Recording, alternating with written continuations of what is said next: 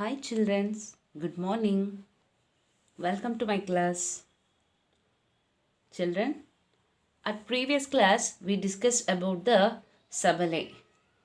Isn't it? It is the daughter of Kamadhenu, heavenly cow, isn't it? Okay. In today's class we have to know the poem The Cow. Okay children, let's start the poem.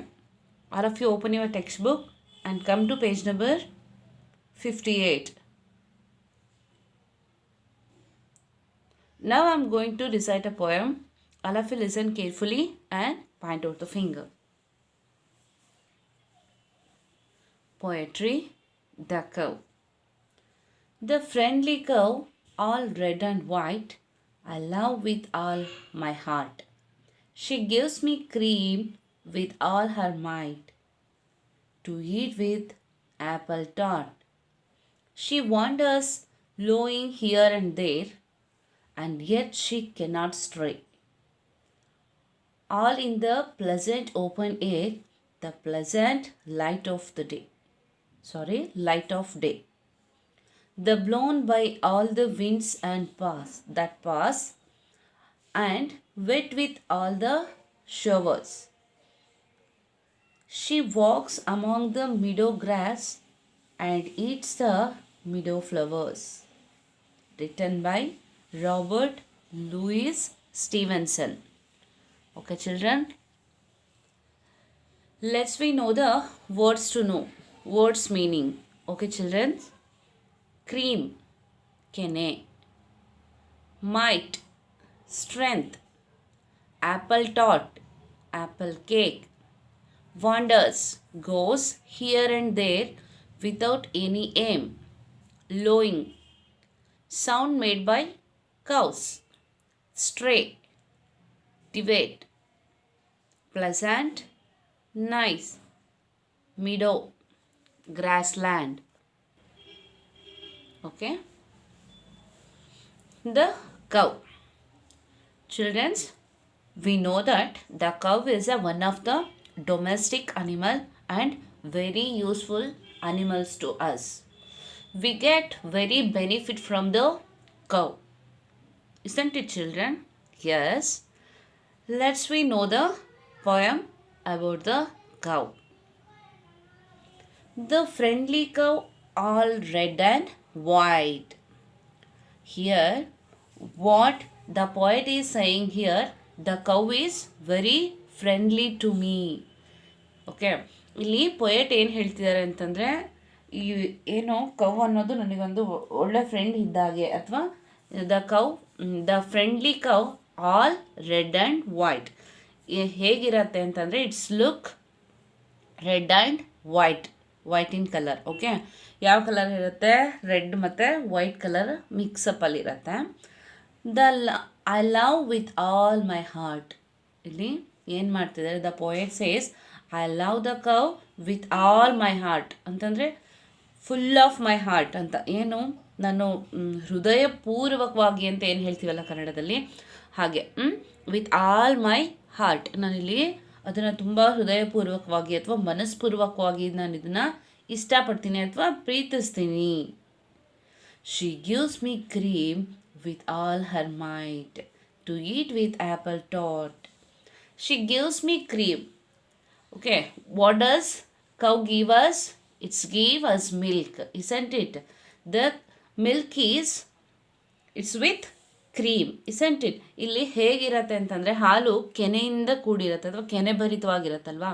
It's give me a cream ಅಂದರೆ ನನಗೆ ಕೆನೆನ ಕೊಡುತ್ತೆ ಈ ಒಂದು cow. With all her might ಅಂದರೆ might ಅಂತಂದರೆ ಇಲ್ಲಿ strength. Okay, already we know that. ಇಲ್ಲಿ ಅದು ತನ್ನ ಎಲ್ಲ ಶಕ್ತಿಯನ್ನು ಅಥವಾ ತನ್ನ ಎಲ್ಲ ಸಾಮರ್ಥ್ಯವನ್ನು ಕೂಡಿಬಿಟ್ಟು ಏನು ಮಾಡುತ್ತೆ? ನನಗೆ ಕ್ರೀಮನ್ನು ಕೊಡುತ್ತೆ ಅಥವಾ ಕೆನೆಯನ್ನು ಕೊಡುತ್ತೆ. ಟು ಈಟ್ ವಿತ್ ಆ್ಯಪಲ್ ಟಾಟ್, ಹೇಗೆ ಅಂತಂದರೆ ಆ್ಯಪಲ್ ಕೇಕ್ ಜೊತೆ ತಿನ್ನಲಿಕ್ಕೆ ನನಗೆ ಕೆನೆನ ಕೊಡುತ್ತೆ ಅಂತ ಇಲ್ಲಿ ಪೊಯೆಟ್ ಹೇಳ್ತಾ ಇದ್ದಾರೆ. ನೆಕ್ಸ್ಟ್ ನೋಡಿ, she wanders lowing here and there. Wanders means goes here and there without any aim.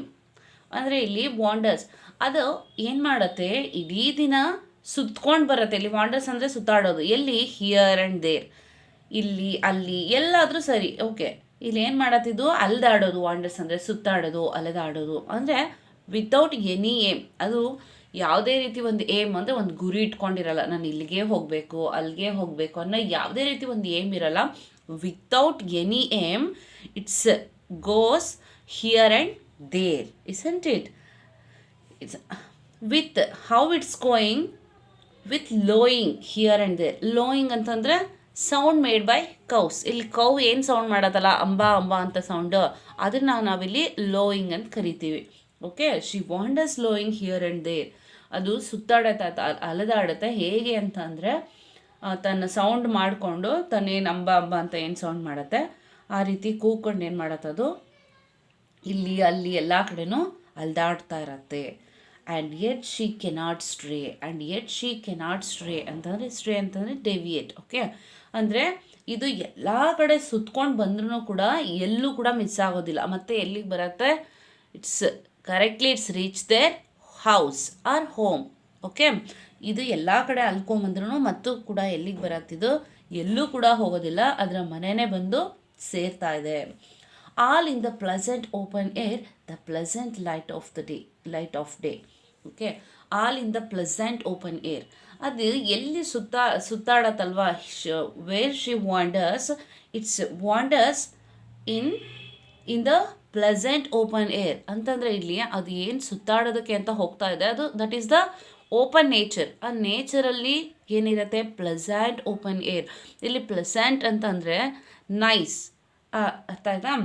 ಅಂದರೆ ಇಟ್ ಮೀನ್ಸ್ ಹ್ಯಾಪಿ. ಇಲ್ಲಿ ನಮಗೆ ಈಗ ನಾವೇ ಆದ್ರೂ ಕೆಲವೊಂದು ಸಲ ಹೊರಗಡೆ ಏನಾದರೂ ವಾಕ್ ಅಂತ ಹೋದಾಗ ಹೊರಗಡೆ ಫ್ರೆಶ್ ಏರ್ನ ಎಷ್ಟು ಫೀಲ್ ಮಾಡ್ತೀವಿ, ಎಷ್ಟು ಹ್ಯಾಪಿ ಫೀಲ್ ಮಾಡ್ತೀವಲ್ವಾ?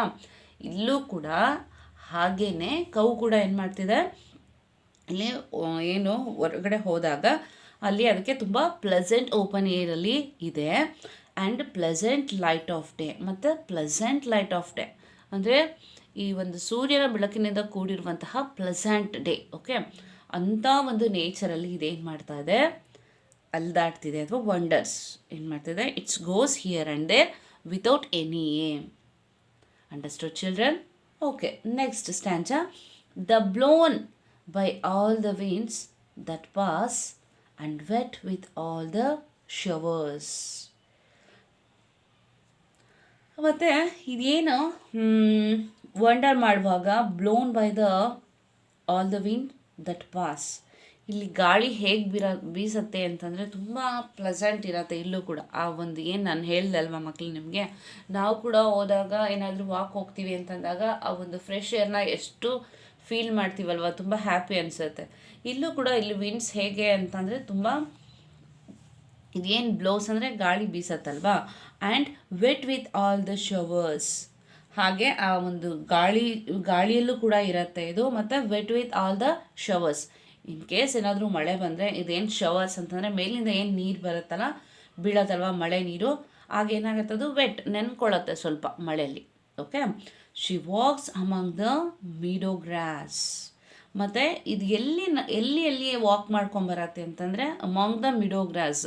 ಮಿಡೋ ಅಂತಂದರೆ grass land. Okay, meadow means the land is filled with the gross.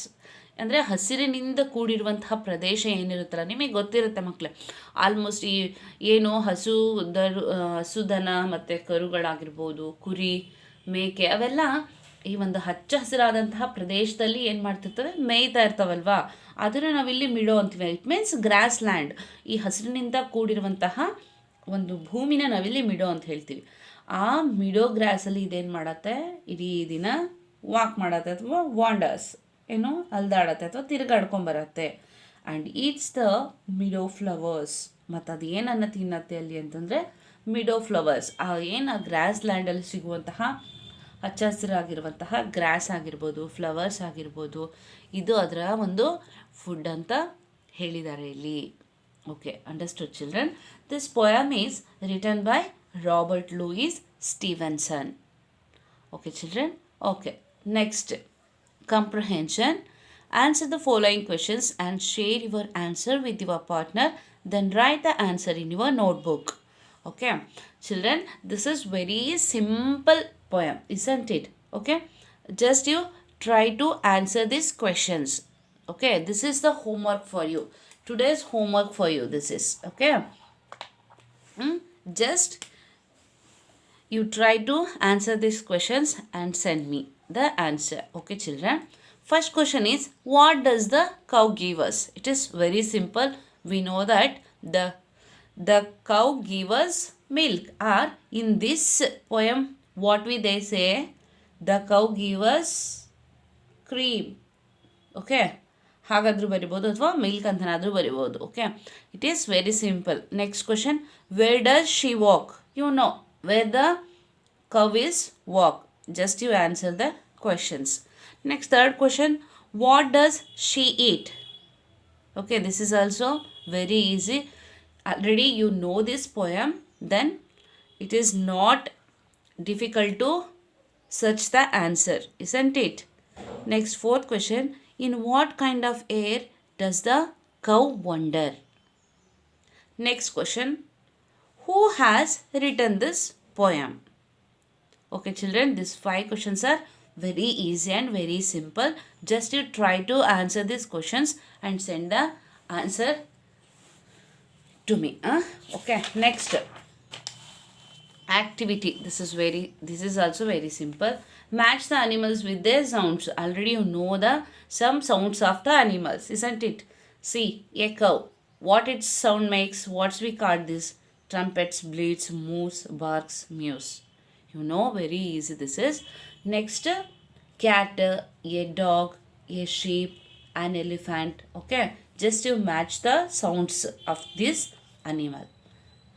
Next, this is also homework. Okay, question and answer and activity. This match the column. And next, activity number 2. Next, list these animals under domestic animals and wild animals. This is also very simple, very easy, children. You only do this. Okay, just you bifurcate as domestic animals and wild animals. Here they are given in the column. Okay, just you bifurcate the as domestic animals and wild animals. You write the domestic animals here and wild animals here. Just you find out from this box. Okay, children, understood? Today only you have to make the answer and send these notes. Okay, children? Okay, I hope you all understood. Okay, children, let's meet on next class. Until then, take care and bye.